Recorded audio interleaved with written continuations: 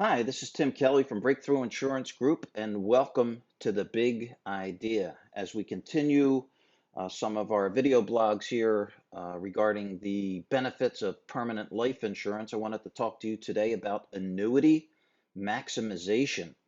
This is all about the most efficient way to transfer wealth to your heirs, which should always include life insurance.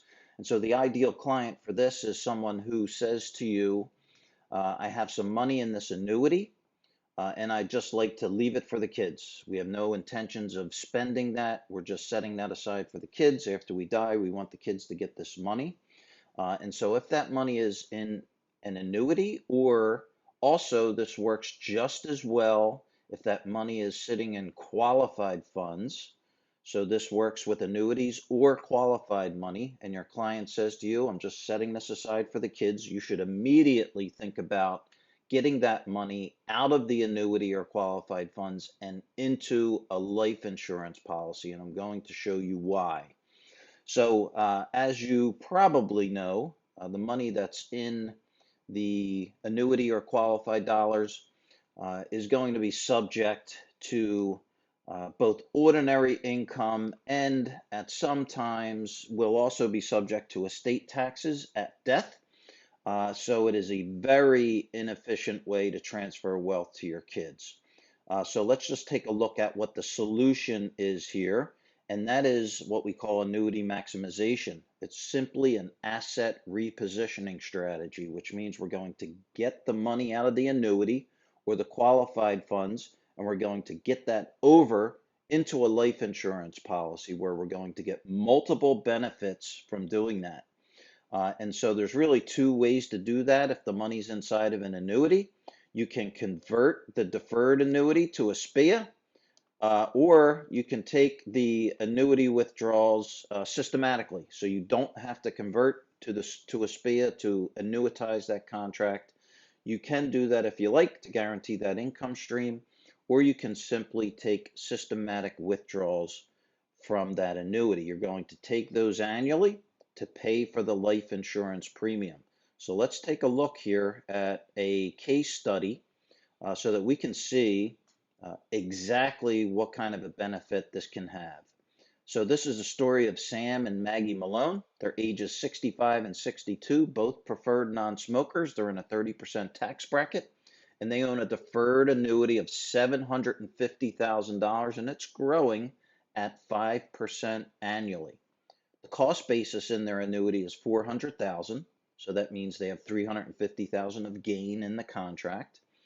And the Malones are going to take annual withdrawals of 21,600 after taxes to fund a second to die life insurance policy. So they purchase a current assumption survivorship universal life or second to die life insurance policy, which will pay the death benefit on the second death, which is when they want the money to go to the kids.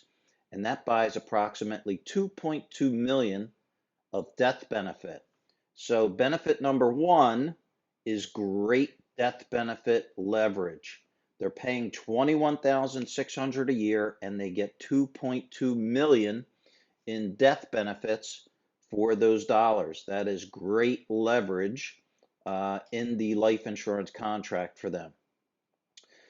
So let's look at the two strategies. The current strategy here on the left-hand side is what happens if they just keep the money inside the annuity, keep everything status quo. So again, they have 750,000 in the annuity, 400,000 is their cost basis.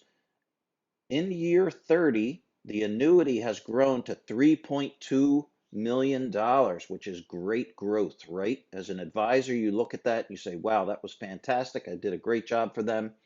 3.2 million. But unfortunately, because it's inside of an annuity, they're going to get hit with 850,000 in ordinary income taxes. Remember, they're in a 30% tax bracket. So their heirs only get about 2.4 million out of the 3.2.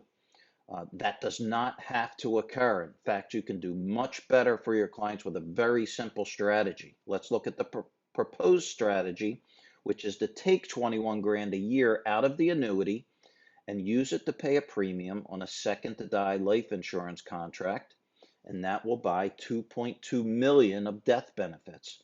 So same annuity, 750, 400 in cost basis. They've taken out 21,600 every year for 30 years, so they paid 648,000 in premiums over that 30-year period of time. So their annuity in 30 years only has about 1.1 million left in it, growing at 5%, but taking out the 21 grand every year.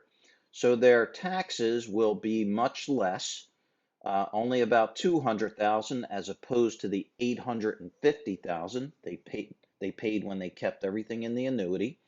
In addition to that, they have the $2.2 million death benefit, and in total, the net to the heirs in year 30 will be approximately $3.1 million.